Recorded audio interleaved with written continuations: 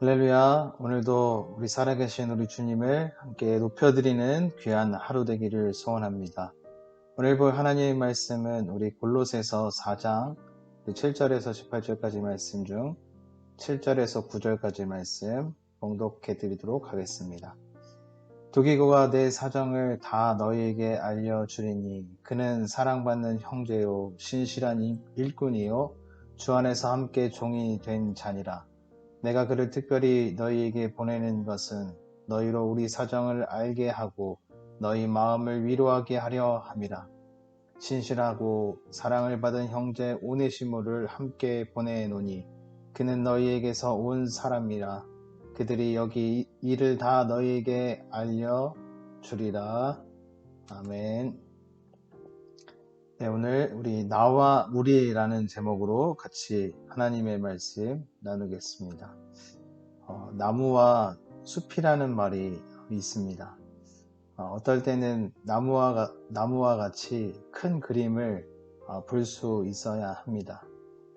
어떤 사람들은 인생의 한 부분에만 집중하여 살아갑니다.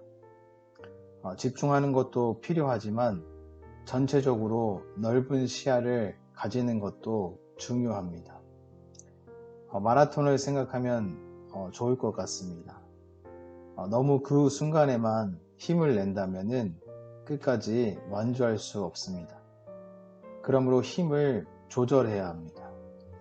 큰 숲을 보는 것은 이와 같다고 생각이 듭니다.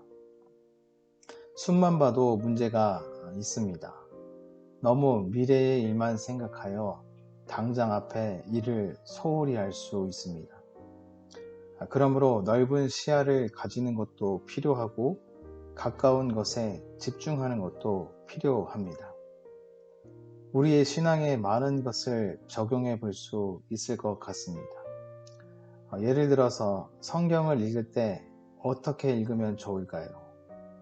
우리가 전체적으로 이해하기 위해서 속독으로 많은 양을 읽을 때 유익이 있습니다.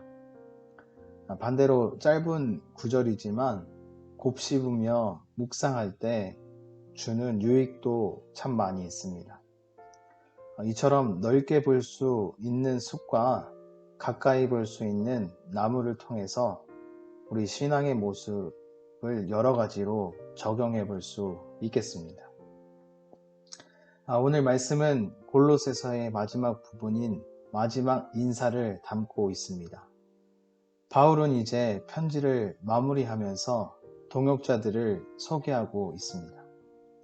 아마도 소개를 받은 자들은 골로새 교인들이 잘 알고 있었던 사람일 것 같습니다. 바울은 몇몇의 편지에서 형제들을 소개하며 마무리 짓고 있습니다. 이렇게 하는 이유를 또 생각해 보면은 성도들이 동역자들을 기억하기를 원했던 것 같습니다.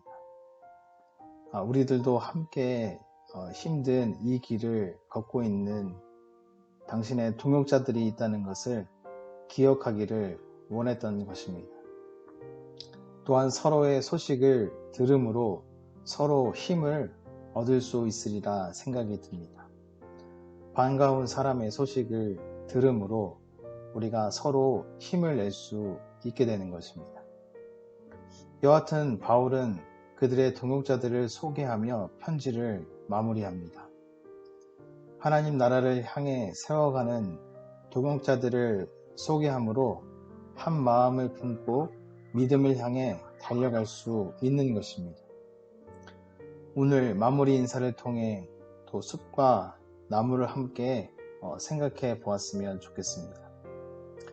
우리 모두는 각자에게 은사를 주셨습니다. 은사는 선물과 같고 또한 다양합니다. 이 은사들을 주신 이유는 이 은사를 통해서 하나님을 발견하고 하나님께 영광을 돌리기 위한 것입니다.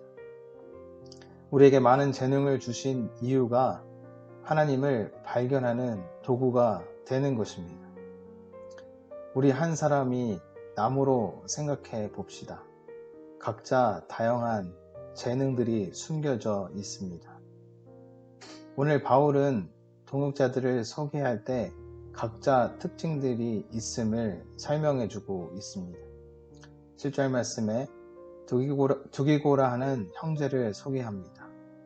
그의 특징은 사랑받는 형제라 말합니다. 또한 신실한 일꾼이고 주님의 종이라 말합니다.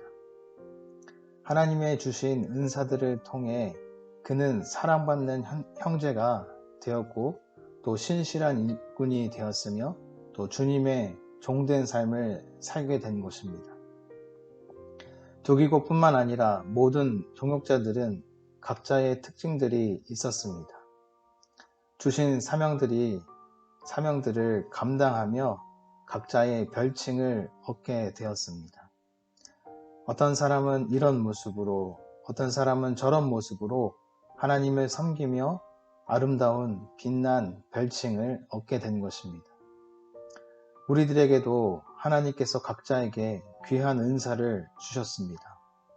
어떤 이는 가르치는 일로, 어떤 이는 섬기는 일로 각자 은사를 주셨습니다. 중요한 것은 주신 사명을 잊어버리지 말고 맡겨주신 은사를 잘 사용해야 하는 것입니다. 나무로서 개인을 생각해 보았다면 큰 숲을 또한 볼 수 있어야 합니다. 결국 각 개인이 모여 큰 숲을 이루는 것입니다. 머리 대신 주님이 주가 되시며 우리는 그의 몸이 되는 것입니다. 개인 혼자 특출나거나 영웅이 되어서는 안 됩니다. 조금 특출나게 빛나는 자리도 있겠지만 어찌 보면 약해 보이는 그 자리가 더 요긴한 자리일 수 있는 것입니다. 그러므로 우리는 전체의 숲을 생각해야 합니다. 개인은 개인에게 맡겨주신 사명에 충실하면 됩니다. 그리고 오직 머리가 영광을 받으면 족한 것입니다. 머리가 빛날 때 우리 몸도 함께 빛나게 될 것입니다. 전체의 숲을 보기 위해서는 멀리 보는 목표점을 바라봐야 합니다. 오직 주의 영광을 위하여 머리 대신 주님만 바라보며 나아가야 하는 것입니다. 그런 개인들이 모여 아름다운 우리라는 것이 되는 것입니다. 어떨 땐 나 혼자라는 생각이 들 때도 있습니다. 그러나 그렇지 않습니다. 엘리야가 주님, 나만 홀로 남았습니다. 이렇게 고백할 때 주님은 아니야, 아직 바울에게 무릎 꿇지 않는 7,000명을 내가 남겨두었어. 그렇습니다. 여러 동역자들이 모여 한 팀을 이루고 있는 것입니다. 각자의 자리에서 머리를 붙들고 있을 때 우리는 한 팀으로 일어설 수 있습니다. 오늘 하루 머리 대신 주님을 붙잡아 우리 한 팀으로 모두 승리할 수 있는 우리 모두가 되기를 주님의 이름으로 소원합니다. 다 같이 기도드리겠습니다. 하나님 감사합니다. 결코 연합할 수 없던 우리들을 불러주셔서 예수의 피로 새 생명 얻게 하시고 한 몸으로 세워주시니 감사합니다.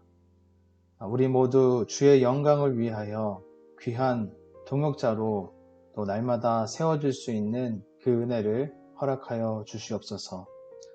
주신 달란트로 이 시대와 또 교회를 섬기며 하나 되기에 힘쓸 수 있는 그런 은혜를 허락하여 주시옵소서.